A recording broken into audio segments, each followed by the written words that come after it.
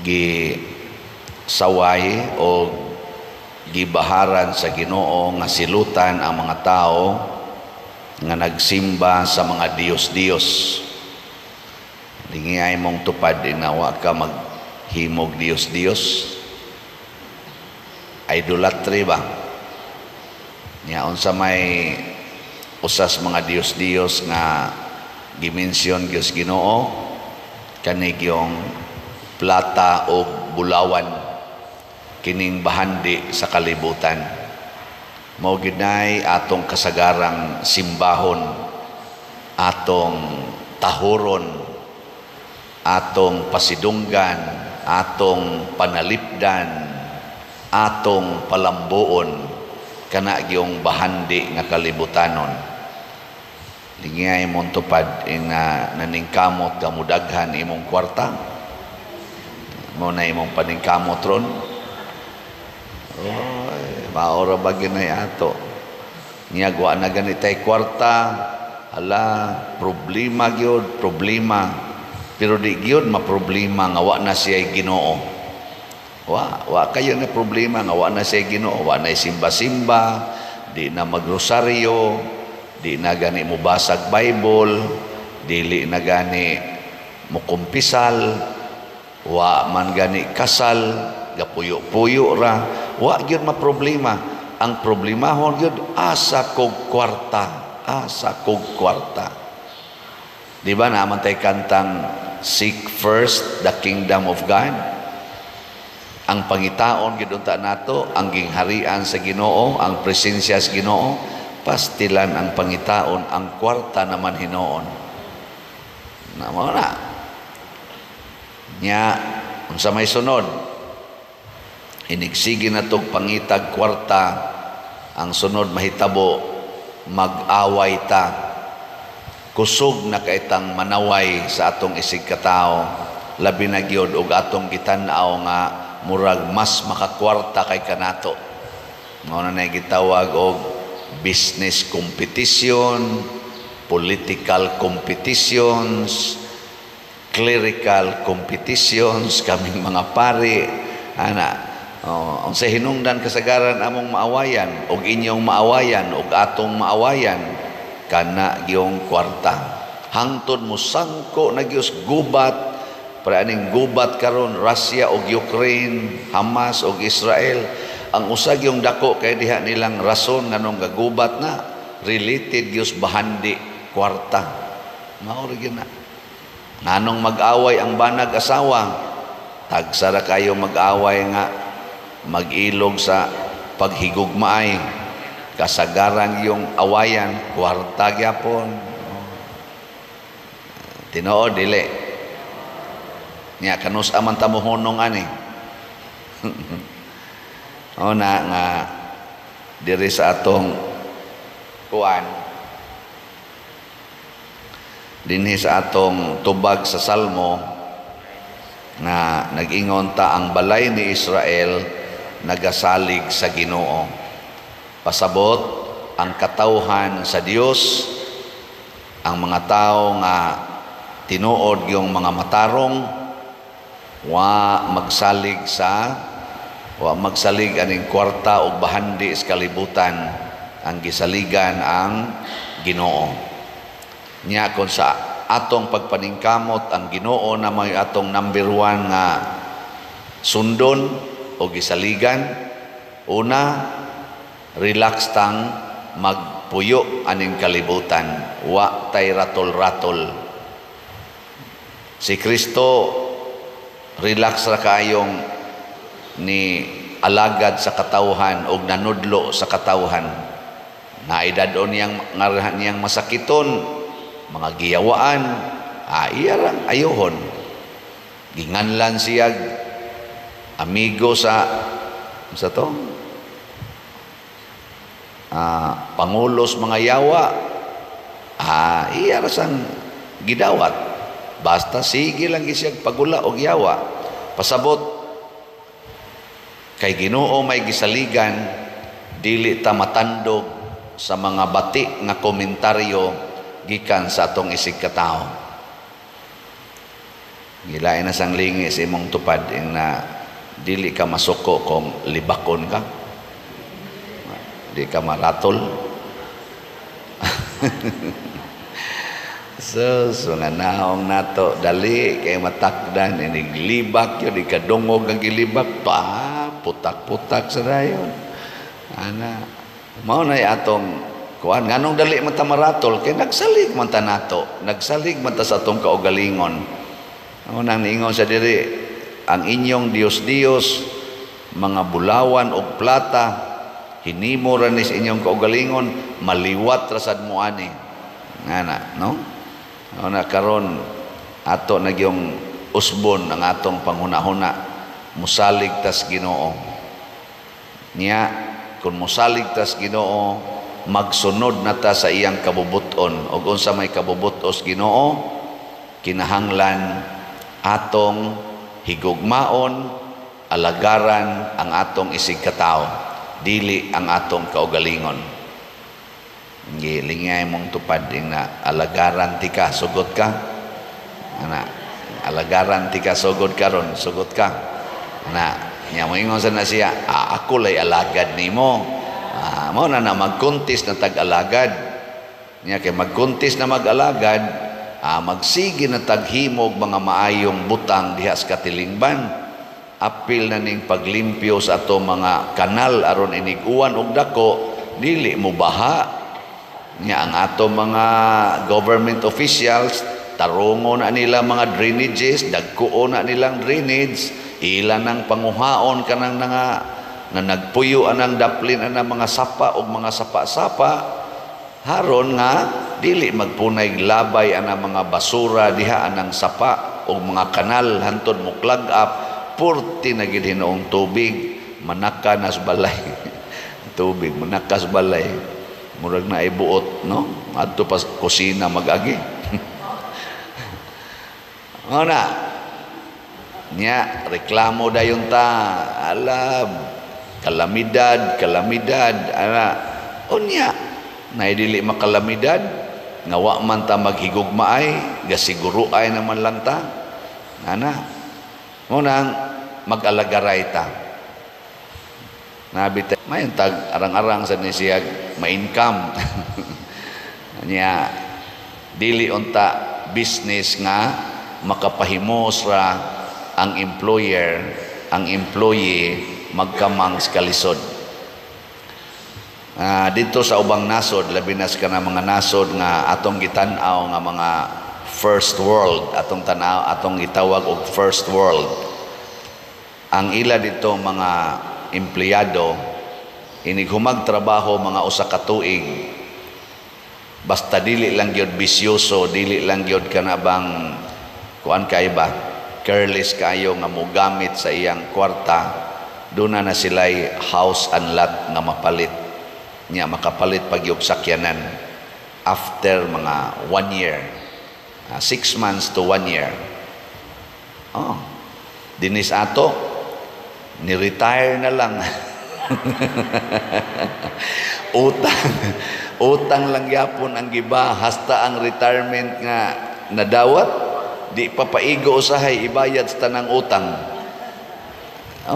kanang naibong yun bitaw ko ang dito sa ubang nasod nga kanang mga gitawag lagi na to first world oy ang ila dito mga empleyado bisag kana mga crew lang bisag kana ganing tig trapo-trapo lang anang lamisa na ikaw galingong sakyanan na nya makakaon sila bisan unsang klasiha sa lamiang pagkaon nga makaon sa mga VIPs nga mga tao kaya nga naman maka-afford man ang ilang sweldo ana diri sa ato aririgitas pungko-pungko no onya ipalista pag yun iguman pastilan pungko-pungko pa putos-putos pa ipalista pag yun dito sila makasuot sila ng mga casino area naman day mga eat all you can or mga order nga mga mahalon kayo kasuot sila niya mga crew na mga clerk ana o ba na mga janitor ana nanay mga sakyanan na ibalay At least kanang food, clothing, shelter kuang yun na ganing munay minimum requirement nga ihatag sa gobyerno ngadto sa tanang mga tao. Food, clothing, shelter. Subo palandongon dinis atong Pilipinas, wa kayo'y nagpakabana ana nga kinahanglan ang tanang Filipinos na agyoy klarong food, clothing, shelter. Nga sunod ayon nila dito, education. Ila mga estudyante dito, labi na college level, naana sila yung mga part-time job, tagaan na sila sa gobyerno. Nya kay ilang parents mohatag mo sa nila og support, inig human sa ilang klase kanang school year, mo bakasyon ang mga estudyante, lain-laing mga nasod pa bakasyonan, ginamit ang katong ilang natigom sa ilang part-time job. Kita din sus, nakalabira na lang, wag yun, kabalik ka, tabok nga tos laing nasod, wag kasuroy, ultimo mag-organize og mga pilgrimage, sus, magpangutkot paso, og dili jud ka mga dagkong dato, sus, pari ra gyud makatabok-tabok dayog laing kuan. Ngano man na, tungod na sa atong kahakog, sa atong Dios nga plata og bulawan, sige yung tigom, siging tigom, bahala na mo diha, wa ko'y labot ninyo. Muna ang nanaglingkod sa atong gobyerno o nanaglingkod sa simbahan, maogyoy mga kwartahan kaayo. Bitaw, ano nga to man ang i-deny, bisan unsang lingkuranan of authority sa gobyerno o sa simbahan, kasagaran gidihang naglingkod, muarang-arang gidayon ang ilang financial sitwasyon. Dinhin as Pilipinas, ato lang gining klaro-klarohon, ay kunyog tutuki, kay naglingkod sa kog authority, ni asad nako ang daghang kulikta. Pero ako nang ipasalig ninyo, nga wa ko'y gitigom, ako nang gibalik og hatag sa simbahan. Ngunang makita ninyo dinhis ato nga naagyoy mapahimusla natong arang-arang nga mga facilities. Nakatagamtam ang dili lang jutay kung dili daghan nga mga nanginahanglan. Mailhan sa na nimo mga nindot nga mga government officials, ug asa na sila ma-assign nga departamento ug authority, munindot gyud na ang ilang departamento, unya ang ila sa mga tawo nga giatiman muluag-luag gyud ang gibati. Makaginhawa, pero kaning mga corrupt, kaning kwarta gyud gihuna-huna, ay sus, murag giloo koy, murag kumot sa agila ang liog sa mga ilang mga taong giatiman. Pangutan-an ning ato dinhing mga staff, mura ba sila giloo? Oy, nisinaw ang mga naong, nanagko ang mga tiyan. Pangutan-an ni na nag-serve sa atong simbahan. Tanawa, pangutan na. Naho na to. Just, mas una pang makakaon sa gi-offer kaysa pari nga gi-offeran. Usahay makapangutana na lang kung unsay lami atong akong gidawat nga offer, kay wa naman diha, putos na malay nahibilin. Ana lagi i-serve na diha, good, i-serve lang. Pasabot maghigugmaay ta. Muna diri sa atong ebanghelyo, si Kristo bisag kinsay moduol niyang nanginahanglan, iyag yung tabangan, kay naaman siya'y abundance of power of God. Kita sang tanan na asatay abundance of the power of God. Dili ta basta-basta kay mga anak tas Ginoo. Ang kuwang lang nato nga dili unta ta magpailad sa yawa. Nga sigihan tag ingon nga kanigyoy simbaha, kaning bahandi mo'y simbaha. Unsa itong simbahon? Ang Ginoo. Ug unsa may itudlo sa Ginoo, ipaambit ang bahandi. Ako bitaw karon naka-resolve gyud ko nga ako ning balik-balikon, kay sige man kog baligya aning slots.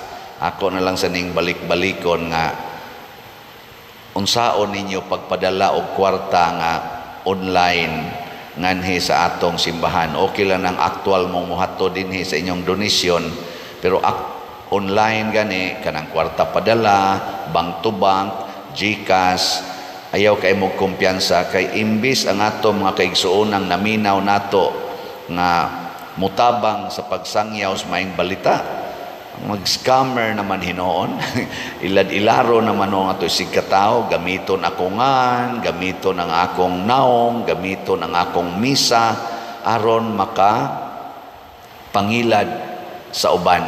Okay lang nang nag-vlog nato nga ibutang tas TikTok, i-reels ang atong at kining atong wali. Okay kay nastanan kay that is preaching man, nitabang man sila preaching. Nayuban diha dagko na gani kayo mga tingali na income kay dagko daghan naman kay mga viewers. Lipay kay ko ana, pero naagi uban mohimo gyud og mga binuang mangayo og donation kunuhay nga ako mo'y nangayo, pero lain nga GCash account, lain nga bank account, lain nga contact persons ang ihatag. Just recently diha na say nitawag nga nianay na say nangayo nako, pero wala man sangan. May gani kay nagmonitor na moron. Muna moingon ko ninyo, sunda gid ning atong ang first step gid nga inyong buhaton, pangitaa ang atong official platform, YouTube o Facebook. Ang atong official YouTube account kaning Padre Siano Ubod niya ang iya nang atong subscriber usa na sa inyong tan-awon. Dili lang akong naong, di lang ang color ang subscriber, 195,000 na as of today mantingali. Unya diha dapita inigmisa kanang online mass during offertory song o final song, panahon anang misa nga atong gi-upload, i-flash na namo diha ang official contact persons, contact numbers and account numbers. Mausad na dito sa atong Facebook page ang official kay San Vicente Ferrer Paris Liloan. Nya tanawa ang whole mass kanang tibuok nga misa. Aron nga tanaw nimo dito i-flash gyapon nato, screenshot ra na ninyo, mo na inyong sundon. Dili masaag ang inyong i-donate nganhi nato. Ang nakaapan sagod sa uban, daghan kay nakaila nako sa tingog ba kay manglaba, magsigig paminaw sa misa, magsigig paminaw sa wali. Di sila kakita, naaman din na dihang account number, di ay naaman din na diha ang contact persons, kay maminaw raman. Tanaw-san mo, tanaw-tanawa. Muna, ako lang yung gisulti, paglikay, aning mga taong mga mapahimuslanon. Gitawag ni nato og kuan ba, pagbuntog sa sala, o pagtabang, kining mga makasasala nga, hangol kay kwarta, mangilad na lang yun para makakwarta, ato sang matabangan nga dili na kay sila makabuhat sa maong mga yawanon nga buhat. Apil na sad ang paghigugma ay si Kristo na higugma sa iyang mga kaaway. Ang nanaway niya, iyang gihigugma, iyang gitabangan. Ang nagdaig sa niya, iyang gihigugma, iyang gitabangan. Kita sad tanan yung tao ato yung higugmaon. Kita niya may din mga mangingilad kay tanan, sige mo nagbalik-balik, ato lang sang higugmaon gyapon. Sige, last na lang alingi sa imong tupad. Ing na din agid ta mangaway ha. Ing na din agid ta mangaway. Ay nagyug pangaway. Maharon tinuod na gid tang balay ni Israel or balay katawhan sa Dios. Manindog.